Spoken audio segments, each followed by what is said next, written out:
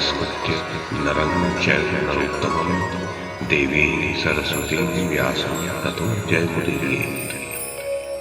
ओम नमो भगवते वासुदेवाय, ओम नमः पितामहाय, ओम नमः प्रजापतिभ्यः, ओम नमः कृष्णद्वैपायनाय, ओम नमः सर्वविघ्नविनायकेभ्यः।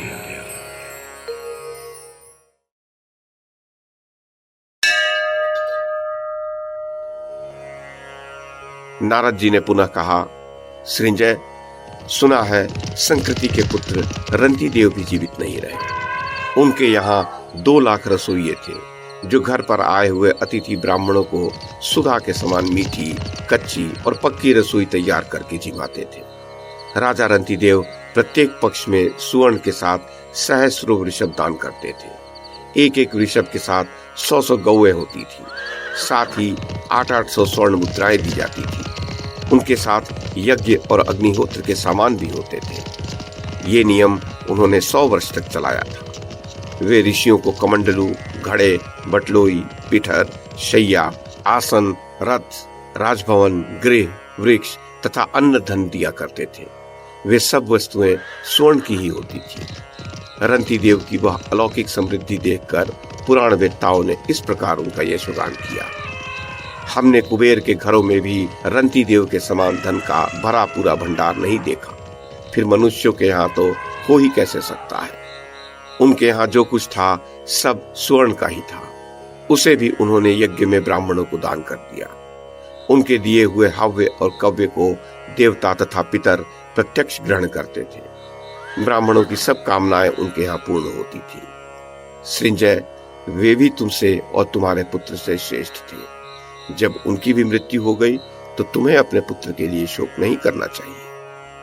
राजन, सुना है दुष्यंत के पुत्र भरत भी मृत्यु को प्राप्त हुए थे। भरत ने वन में रहकर बचपन में ही ऐसा पराक्रम दिखाया था जो दूसरों के लिए असंभव था। वे जब बच्चे ही थे तभी बड़े बड़े सिंहों को वेग से दबाकर बांध लेते और उन्हें घसीटते रहते थे। अजगरों के दांत तोड़ लेते और भागते हुए गजों के दांत पकड़कर उन्हें अपने वश में कर लेते थे। 100-100 सिंहों को एक साथ पकड़कर घसीटते थे। उन्हें सब जीवों का इस प्रकार दमन करते देख ब्राह्मणों ने उनका नाम सर्वदमन रख दिया। राजा भरत ने यमुना तट पर 100, सरस्वती के कूल पर 300 और गंगा के किनारे 400 अश्वमेध यज्ञ किए थे। तदनंतर उन्होंने पुनः 1 सहस्त्र अश्वमेध और 100 राजसूय यज्ञ किए, जिनमें उत्तम दक्षिणा दी गई थी। फिर अग्निष्टोम, अतिरात्र और विश्वजीत याग करके 10 लाख वाजपेयी यज्ञों का अनुष्ठान किया था। शकुंतला नंदन ने इन सब यज्ञों में ब्राह्मणों को बहुत सा धन देकर संतुष्ट किया। संजय, भरत भी तुमसे और तुम्हारे पुत्र से सर्वथा श्रेष्ठ थे। जब वे भी मर गए तो तुम्हें अपने पुत्र के लिए संताप नहीं करना चाहिए। महर्षियों ने राजसूय यज्ञ में जिन्हें सम्राट पद पर अभिषिक्त किया था, वे महाराज पृथु भी मृत्यु को प्राप्त हुए। उन्होंने बड़े यत्न से इस पृथ्वी को खेती के योग्य बनाकर प्रथित किया, इसलिए उनका नाम पृथु हो गया। पृथु के लिए यह पृथ्वी कामधेनु बन गई थी। इस पर बिना जोते ही खेती होती थी। उस समय सभी गौएं कामधेनु के समान थीं। पत्ते पत्ते से मधु की वर्षा होती थी। कुश सुवर्णमय होते थे, साथ ही सुखद और कोमल भी। इसलिए प्रजा उनके ही वस्त्र बुनकर पहनती और उन्हीं पर शयन भी करती थी। वृक्षों के फल अमृत के समान मधुर और स्वादिष्ट होते थे। प्रजा उनका ही आहार करती। कोई भी भूखा नहीं रहता था। सभी निरोग थे, सबकी इच्छाएं पूर्ण होती थीं और किसी को कहीं से भी भय नहीं था। इसलिए लोग अपनी रुचि के अनुसार पेड़ों के नीचे या कंदराओं में निवास करते थे। उस समय राष्ट्रों और नगरों का विभाग नहीं था। सभी मनुष्य सुखी, संतुष्ट और प्रसन्न थे।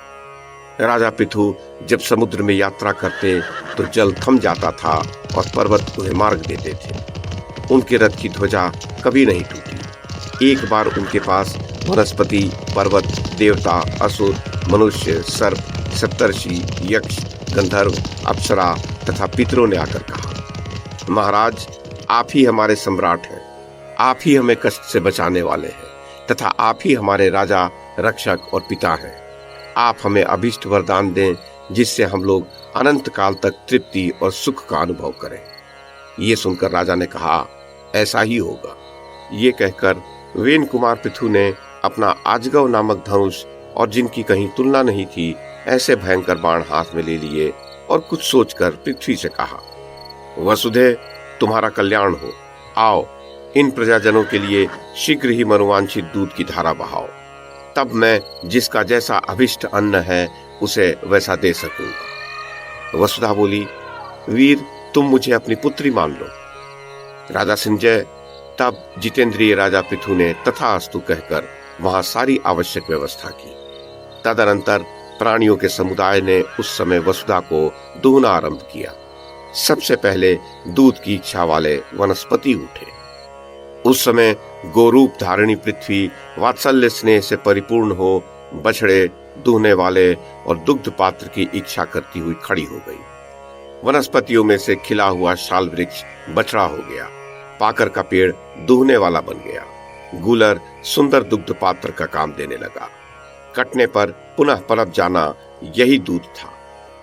पर्वतों में उदयाचल बछड़ा, महागिरी मेरु दूहने वाला, रत्न और औषधि दूध तथा प्रस्तर ही दुग्ध पात्र था।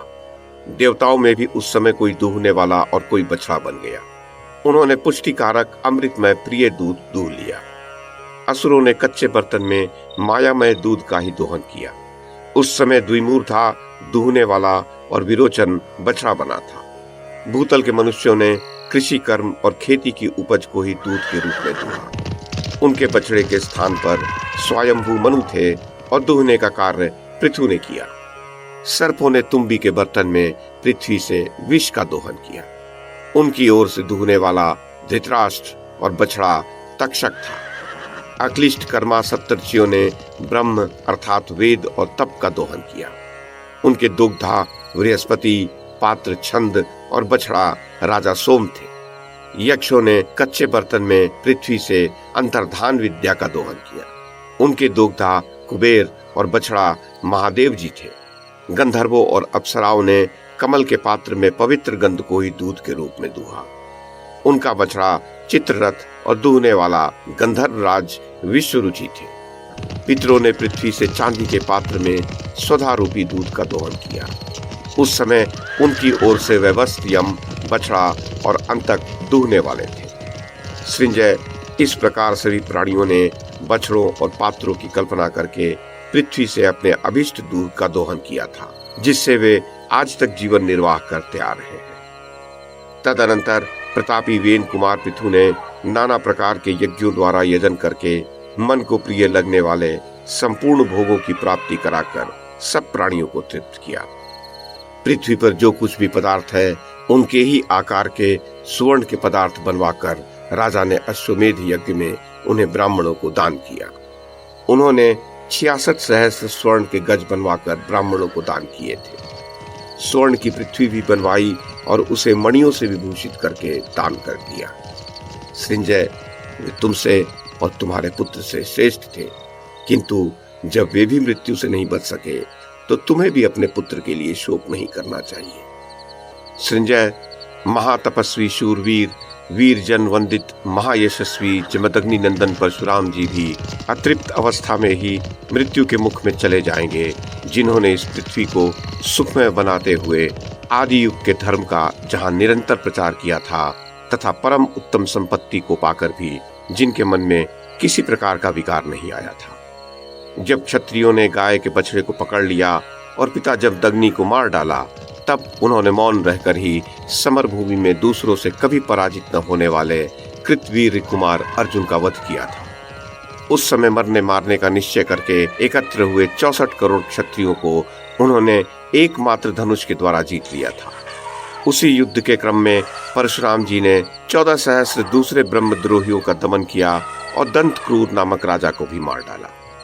उन्होंने 1 सहस्त्र क्षत्रियों को मूसल से मार गिराया, 1 सहस्त्र क्षत्रियों को खड़ग से काट डाला।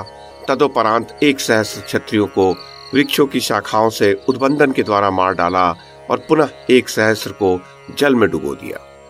1 सहस्त्र क्षत्रियों के दांत तोड़कर नाक और कान काट डाले तथा 7 सहस्त्र राजाओं को कड़वा धूप पिला दिया। शेष क्षत्रियों को बांधकर उनका वध कर डाला। उनमें से कितनों के ही मस्तक विदीर्ण कर डाले।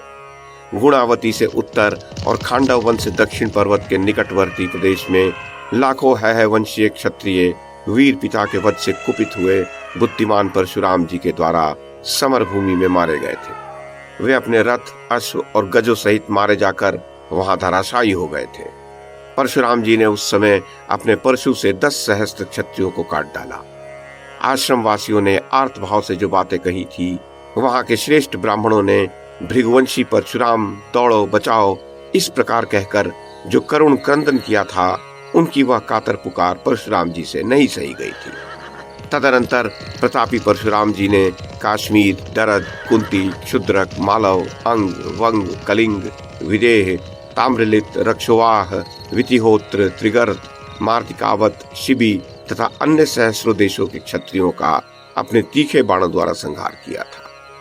सहस्रों और लाखों कोटि क्षत्रियों के इंद्रगोप नामक कीट तथा बंधु जीव पुष्प के समान रंग वाले रक्त की धाराओं से भृगुनंदन परशुराम ने कितने ही सरोवर भर दिए और समस्त 18 द्वीपों को अपने वश में करके उत्तम दक्षिणाओं से युक्त 100 पवित्र यज्ञों का अनुष्ठान किया था। उस यज्ञ में विधि पूर्वक 32 हाथ ऊंची स्वर्ण की वेदी बनाई गई थी, जो सब प्रकार से सैकड़ों रत्नों से परिपूर्ण और 100 पताकाओं से सुशोभित थी। जमदग्नि नंदन परशुराम जी की उस वेदी को तथा ग्रामीण और वन पशुओं से भरी पूरी इस पृथ्वी को भी महर्षि कश्यप ने दक्षिणा रूप में ग्रहण किया था। उस समय परशुराम जी ने लाखों गजराजों को स्वर्ण के आभूषणों से विभूषित करके तथा पृथ्वी को चोर डाकुओं से सुनी और साधु पुरुषों से भरी पूरी करके महायज्ञ अश्वमेध में कश्यप जी को दे दिया। वीर एवं शक्तिशाली परशुराम जी ने 21 बार इस पृथ्वी को क्षत्रियों से शून्य करके सैकड़ों यज्ञों द्वारा भगवान का यजन किया और इस वसुधा को ब्राह्मणों के अधिकार में दे दिया। ब्रह्मर्षि कश्यप ने जब 7 द्वीपों से युक्त ये पृथ्वी दान में ली, तब उन्होंने परशुराम जी से कहा था, अब तू मेरी आज्ञा से इस पृथ्वी से निकल जाओ, अर्थात और कहीं जाकर रहो। कश्यप जी के इस आदेश से योद्धाओं में श्रेष्ठ परशुराम जी ने जितनी दूर बाण फेंका जा सकता है, समुद्र को उतनी ही दूर पीछे हटाकर ब्राह्मण की आज्ञा का पालन करते हुए उत्तम पर्वत गिरिश्रेष्ठ महेंद्र पर निवास किया। इस प्रकार भृगुकुल की कीर्ति बढ़ाने वाले महायशस्वी, महातेजस्वी और सैकड़ों गुणों से संपन्न जमदग्नि नंदन परशुराम जी भी एक न एक दिन मरेंगे ही। सृंजय, चारों कल्याणकारी गुणों से वे तुमसे श्रेष्ठ और तुम्हारे पुत्र से अधिक पुण्यात्मा है। अतः तुम यज्ञानुष्ठान और दान दक्षिणा से रहित अपने पुत्र के लिए शोक न करो।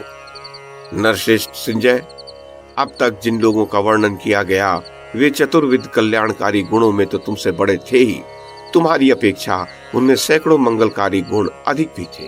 तथापि वे मृत्यु को प्राप्त हुए और जो विद्यमान है वे भी मृत्यु को प्राप्त होंगे ही।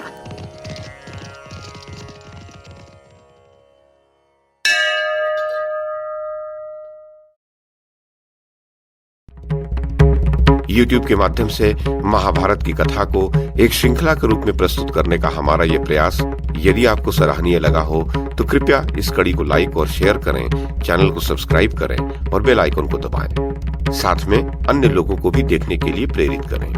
धन्यवाद और नमस्कार।